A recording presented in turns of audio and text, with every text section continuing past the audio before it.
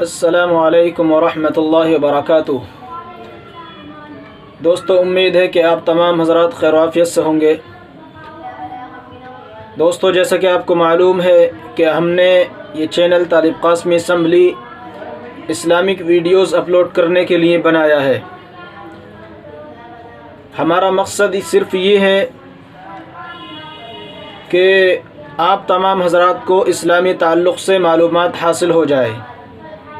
جتنے ایمان والے بھائی ہیں وہ تمام آقا مدنی جناب محمد الرسول اللہ صلی اللہ علیہ وسلم کی جو موٹی موٹی سنتیں ہیں، جو آپ کے عمل کرنے کا طریقہ ہے، وہ تمام مسلمانوں کو معلوم ہو جائے۔ تو دوستو، آج ہم آپ کو بتلانے والے ہیں ولیمے کے آداب، کہ ولیمے کے اندر کس طرح کے آداب اختیار کرنے چاہیے، کون کون سے آداب کی رعایت رکھنی چاہیے، کیا کیا چیزیں ولیمے کے اندر سنت ہیں۔ تو آئیے، اگر آپ ہمارے چینل پر پہلی مرتبہ حاضر ہوئے ہیں تو دوستو ہمارے چینل کو سبسکرائب کر دیجئے، بیل آئیکن دبا دیجئے، ساتھ ہی ساتھ لائک، شیئر اور کمنٹ بھی کر دیجئے۔ تو دوستو، شروع کرتے ہیں آج کی ویڈیو۔ اولاً بنیت سنت ولیمہ کرنا، سنت کی نیت سے ولیمہ کرنا، فخر اور مباحات کے طور پر ولیمہ نہ کرنا۔ ولیمہ کرنے میں ہمیں یہ دھیان رکھنا چاہیے کہ ہم ولیمہ صرف سنت کی نیت سے کریں، کہ ولیمہ کرنا سنت رسول صلی اللہ علیہ وسلم ہے، اس لیے ہم بھی ولیمہ کر رہے ہیں۔ اس میں دکھلاوا نہیں ہونا چاہیے، فخر کے طور پر ولیمہ نہیں کرنا چاہیے۔ قال النبی صلی اللہ علیہ وسلم من سمع سمع اللہ بھی، آقا علیہ السلام نے فرمایا، جو شخص لوگوں کو سنانے اور شہرت حاصل کرنے کے لیے کوئی عمل کرے گا، کوئی بھی شخص اگر شہرت حاصل کرنے یا لوگوں کو سنانے کے لیے کوئی عمل کرے گا تو اللہ سبحانہ و تعالی اس کا حال لوگوں کو سنائے گا، یعنی قیامت کے دن لوگوں کے سامنے اس کے عیوب کے ساتھ ذلیل اور رسوا کرے گا۔ تو ہمارا جو بھی کام ہو، جو بھی ہم کام کریں، صرف اللہ تبارک و تعالیٰ کے لیے کریں، سنت رسول سمجھ کر کریں اگر سنت رسول ہے، ورنہ کوئی بھی کام ہمارا دنیاوی فائدے کے لیے نہیں ہونا چاہیے، دکھلاوے کے لیے نہیں ہونا چاہیے، کیونکہ جو شخص کوئی کام دکھلاوے کے لیے کرتا ہے، لوگوں کو سنانے اور اپنے آپ کی بڑائی کو بیان کرنے کے لیے، دکھلانے کے لیے کوئی کام کرتا ہے، تو اللہ تبارک و تعالیٰ کل قیامت کے دن ہمارے عیوب کو لوگوں کے سامنے ظاہر کرے گا، جس کی وجہ سے ہمیں رسوائی اور شرمندگی اٹھانی پڑے گی۔ تو اس لیے اگر ہم چاہتے ہیں کہ کل قیامت کے دن ہماری عزت ہو، ہماری ذلت اور رسوائی نہ ہو، تو ہمیں چاہیے کہ ہم ولیمہ کریں یا کوئی بھی اپنا کام کریں، وہ صرف اللہ کی رضا کے لیے کریں، دنیاوی مقصد اس میں نہیں ہونا چاہیے۔ اپنی استطاعت کے بقدر کھانا کھلانا، جتنی استطاعت اللہ تبارک و تعالیٰ نے ہمیں دی ہے اتنی بقدر ہی ہمیں کھانا کھلانا چاہیے، ولیمے وغیرہ میں خرچ کرنا چاہیے۔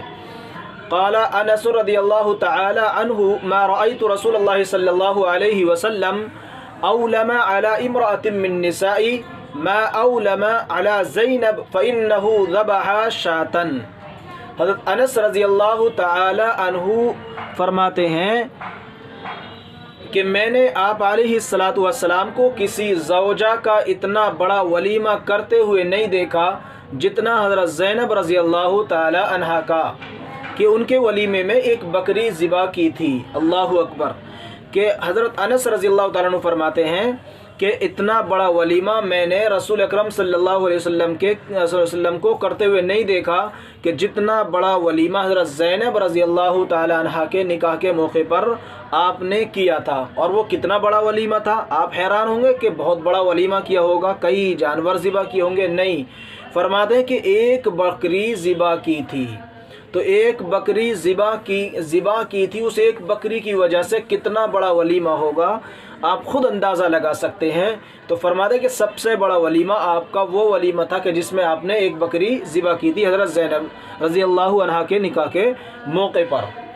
تو ہمیں اس حدیث کو سامنے رکھنا چاہیے۔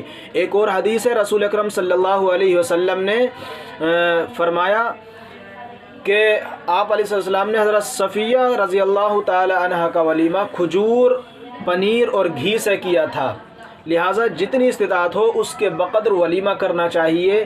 تو جتنی ہمیں اللہ تبارک و تعالیٰ نے قوت دی ہے، جتنی استطاعت ہمیں عطا فرمائی ہے، اسی کے مطابق ہمیں خرچ کرنا چاہیے، زیادہ بیجا خرچ نہیں کرنا چاہیے ولیمے وغیرہ میں۔ ولیمے میں اسراف نہ کرنا، ایک ضروری بات یہ بھی ہے کہ زیادہ اسراف ہمیں ولیمے کے اندر نہیں کرنا چاہیے۔ قال اللہ سبحانہ وتعالی وَكُلُوا وَاشْرَبُوا وَلَا تُسْرِفُوا إِنَّهُ لَا يُحِبُّ الْمُسْرِفِينَ۔ اللہ تبارک و تعالی فرماتا ہے کھاؤ اور پیو، وَلَا تُسْرِفُوا اور اسراف نہ کرو، إِنَّهُ لَا يُحِبُّ الْمُسْرِفِينَ یقیناً اللہ تبارک و تعالی اسراف کرنے والوں کو پسند نہیں کرتا ہے۔ تو اگر ہم چاہتے ہیں کہ اللہ تبارک و تعالی ہم سے راضی ہو، اللہ تبارک و تعالی کو ہمارا عمل پسند آ جائے، ہمارا عمل اللہ کے یہاں محبوب بن جائے، تو ہمیں چاہیے کہ ہم اسراف سے کام نہ لیں، فضول خرچی سے کام نہ لیں، بلکہ معتدل راستے اختیار کرتے ہوئے اللہ نے جتنی استطاعت دی ہے اسی کے مطابق خرچ کرنا چاہیے، اور اسی کے مطابق دعوت و ولیمے میں بھی خرچ کرنا چاہیے، زیادہ اسراف نہیں کرنا چاہیے۔ فقراء کو چھوڑ کر محض مالداروں کو دعوت نہ دینا۔ ہم اگر کوئی ولیمہ کر رہے ہیں تو اس وقت میں ہمیں چاہیے کہ فقراء کو نہ چھوڑیں، بلکہ جس طرح ہم اپنے مالداروں کو بلا رہے ہیں دعوت کے اندر، ولیمے کے اندر، اسی میں فقراء بھی شامل ہونے چاہیے۔ قال النبی صلی اللہ علیہ وسلم شر الطعام طعام الولیمہ یدعى لها الاغنیاء ویترک الفقراء۔ اللہ کے نبی صلی اللہ علیہ وسلم نے فرمایا بدترین کھانا ولیمے کا وہ کھانا ہے جس میں مالداروں کو بلایا جائے اور فقراء کو چھوڑ دیا جائے۔ تو ایسا ولیمے کا کھانا کہ جس میں صرف مالداروں کو بلایا جائے اور فقراء کو چھوڑ دیا جائے، غریبوں کو چھوڑ دیا جائے، غریبوں کو اپنے ولیمے میں نہ بلایا جائے، تو اللہ کے نبی صلی اللہ علیہ وسلم نے فرمایا کہ وہ بدترین کھانا ہے۔ اس لیے ہمیں چاہیے کہ جب ہم کوئی بھی ولیمے وغیرہ کا انتظام کریں، دعوت کا انتظام کریں، تو اس میں اپنے غرباء کو، فقراء کو ضرور شامل کر لیا کریں، تاکہ بدترین کھانے سے ہم محفوظ ہو جائیں اور اللہ تبارک و تعالیٰ کو ہمارا یہ دعوت کرنا، یہ کھانا پسند آ جائے۔ ولیمے میں غیر شرعی امور کا ارتکاب نہ کرنا۔ جو چیزوں کی شریعت میں اجازت دی گئی ہے اسی کے مطابق ولیمہ کرنا چاہیے۔ غیر شرعی کاموں کو، غیر شرعی امور کا ارتکاب کرنے سے اپنے آپ کو بچا کر کے رکھنا چاہیے، محفوظ رکھنا چاہیے۔ قال اللہ سبحانہ وتعالی وَذَرُوا ظَاهِرَ الْإِثْمِ وَبَاطِنَهُ۔ اللہ تبارک و تعالیٰ کا ارشاد ہے اور تم ظاہری اور باطنی دونوں قسم کے گناہوں کو چھوڑ دو۔ تو ہر طرح کے گناہوں کو ہمیں چھوڑنا ہے، ظاہری طور پر بھی جو گناہ کیے ہیں اور جو باطنی طور پر ہم گناہ کر رہے ہیں ان گناہوں کو بھی ہمیں چھوڑنا ہوگا۔ ولیمے میں غیر شرعی امور کا ارتکاب نہیں کرنا چاہیے۔ عام طور پر آج کل معاشرے میں دعوت و ولیمے میں، اسی طرح شادی بیاہ کے موقع پر اتنی فضول خرچی ہوتی ہے اور غیر شرعی امور کا بے جا ارتکاب کیا جاتا ہے۔ بے محرم عورتوں سے، غیر محرم عورتوں سے ملا جاتا ہے، دیکھا جاتا ہے۔ تو اس لیے میرے محترم عزیزو، ہمیں اس کا خیال رکھنا چاہیے۔ اگر ہم چاہتے ہیں کہ آقا مدنی جناب محمد الرسول اللہ صلی اللہ علیہ وسلم کی سنتیں زندہ ہوں، آپ کی سنت کے مطابق ہماری شادیاں ہوں، ہمارے ولیمے ہوں، تو ہمیں چاہیے کہ ایک تو غیر محرم مرد اور عورتوں کے اختلاط سے ہمیں اپنے آپ کو بچا کر کے رکھنا ہے، اپنے پروگراموں کو بچا کر کے رکھنا ہے کہ کسی بھی طرح مرد اور عورت کا اختلاط نہیں ہونا چاہیے، ایک جگہ جمع نہیں ہونے چاہیے۔ اگر دونوں کو دعوت دی جا رہی ہے، مرد اور عورتوں کو، تو مردوں کا کھانا الگ ہونا چاہیے، ان کے بیٹھنے کا انتظام الگ ہونا چاہیے، اور عورتوں کے کھانے اور بیٹھنے کا انتظام الگ ہونا چاہیے۔ ایک جگہ انتظام دونوں کا نہیں ہونا چاہیے۔ اللہ تبارک و تعالی ہم سب کو مرد اور عورتوں کے اختلاط سے محفوظ فرمائے اور ہم سب کو سنت پر عمل کرنے والا بنائے۔ ولیمے کی دعوت کو قبول کرنا، جب کہیں سے ولیمے کی دعوت آئے تو اس کو قبول کر لینا چاہیے، اس کو منع نہیں کرنا چاہیے۔ قال النبی صلی اللہ علیہ وسلم اذا دعی احدکم الى الولیمہ فلیأتها۔ رسول اکرم صلی اللہ علیہ وسلم نے فرمایا جب تم میں سے کسی کو ولیمے کی دعوت دی جائے تو وہ ولیمے میں جائے، یعنی دعوت کو قبول کر لے اور پھر اس میں جانا چاہیے، اس کو اس میں شریک ہونا چاہیے۔ تو اگر کہیں سے ہماری دعوت آئے ولیمے وغیرہ کی تو ہمیں اس کو قبول کر لینا چاہیے اور اس میں شریک ہونا چاہیے۔ روزے دار اور غیر روزے دار کا دعوت کو قبول کر لینا، روزے دار دعا دے دے اور غیر روزے دار کھانا کھا لے۔ اگر ہم روزے دار ہیں اور ہمارے پاس دعوت آئی ہے کسی چیز کی تو ہم اس کو قبول کر لیں، لیکن اس کے لیے دعا کر دیں کہ بھئی میں روزے سے ہوں، اللہ تبارک و تعالیٰ تمہارے کھانے میں، تمہاری دعوت میں اللہ تبارک و تعالیٰ برکت پیدا فرمائے، اس کے لیے دعا کر دیں۔ اور روزے دار نہیں ہے تو پھر دعوت کو قبول کرنے کے بعد میں اس دعوت میں شریک بھی ہوں، اس میں کھانا وغیرہ بھی استعمال کریں، کھائیں۔ رسول اکرم صلی اللہ علیہ وسلم نے فرمایا اذا دعی احدکم فلیجب فان کان صائما فلیصلی وان کان مفطرا فلیطعم، کہ جب تم میں سے کسی کو دعوت دی جائے تو وہ قبول کر لے، پھر اگر روزے دار ہو تو دعا دے دے اور روزے دار نہ ہو تو کھانا کھا لے۔ تو اس پر ہمیں دھیان رکھنا چاہیے، اگر کہیں سے دعوت وغیرہ آئے تو اس کو قبول کر لینا چاہیے۔ غیر شرعی امور کے ارتکاب والی دعوت میں شریک نہ ہونا، غیر شرعی امور کے ارتکاب والی دعوت میں شریک نہیں ہونا چاہیے۔ اگر کہیں مرد اور عورت کا اختلاط ہو رہا ہے یا غیر شرعی امور انجام دیے جا رہے ہیں تو اس دعوت سے اپنے آپ کو بچانا چاہیے، اس دعوت میں شریک نہیں ہونا چاہیے۔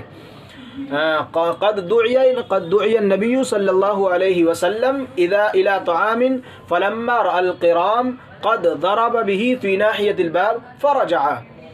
رسول اکرم صلی اللہ علیہ وسلم کو ایک موقع پر کھانے کی دعوت دی گئی تو آپ تشریف لے گئے، لیکن جب گھر کے دروازے پر تصویر والا پردہ دیکھا تو واپس لوٹ آئے۔ صرف ایک تصویر والے پردے کو دیکھ کر کے آپ واپس تشریف لے آئے۔ اور آج کل تو ہمارے شادی حالوں میں جا کر کے دیکھیں کہ ایسے کام انجام دیے جاتے ہیں کہ اسے دیکھ کر ہمیں شرم آتی ہے۔ اللہ تبارک و تعالی تمام ایمان والوں کو سمجھ عطا فرمائے اور غیر شرعی کاموں سے، غیر شرعی امور کے ارتکاب کرنے سے ہماری دعوتوں کو، اسی طرح ہمارے گھروں کو محفوظ فرمائے۔ اللہ تبارک و تعالی سے ہم بھی دعا کریں، آپ بھی دعا کریں، تمام حضرات، تمام ایمان والے دعا کریں اور خصوصاً اپنے آپ کو غیر شرعی امور سے، غیر شرعی امور والی دعوتوں وغیرہ سے اپنے آپ کو بچا کر کے رکھیں۔ عرف سے زیادہ دن ولیمہ کرنا دکھاوا ہے۔ ایک چیز یاد رکھا جائے کہ جو عرف کے اندر رواج ہے ولیمہ کرنے کا اسی پر عمل کرنا چاہیے۔ یعنی ولیمہ اگر ہمارے عرف میں ایک دن کا ولیمہ ہے، عرف کے اندر مشہور ایک دن کا ولیمہ ہوتا ہے تو ایک دن کا ہی ولیمہ کریں، اور اگر 2 یا 3 دن کا یا زیادہ دن کا ولیمہ کر رہے ہیں تو پھر وہ دکھلاوے کے اندر شامل ہو جائے گا۔ اس لیے عرف کے اندر جہاں 2 دن کا ولیمہ ہوتا ہے تو وہاں 2 دن کا ولیمہ کریں، جہاں 3 دن کا ہوتا ہے وہاں 3 دن کا کریں۔ لیکن ہمارے یہاں ہندوستان میں عام طور پر 1 دن کا ولیمہ ہوتا ہے تو ولیمہ صرف 1 دن کا کریں۔ اگر زیادہ کریں گے تو پھر وہ دکھلاوے میں شریک ہو جائے گا، دکھلاوے میں شامل ہو جائے گا۔ اس سے اپنے آپ کو بھی بچا کر کے رکھیں۔ یہ چند آداب تھے جو دعوت و ولیمے کے موقع پر ہمیں اختیار کرنے چاہیے۔ میں بھی دعا گو ہوں اللہ تبارک و تعالیٰ کی بارگاہ میں، اور آپ تمام حضرات بھی دعا کریں کہ اللہ تبارک و تعالیٰ ہم کو سنت کے مطابق دعوت و ولیمہ کرنے کی توفیق عطا فرمائے۔ آمین۔ وما علینا الا البلاغ۔ والسلام علیکم ورحمۃ اللہ وبرکاتہ۔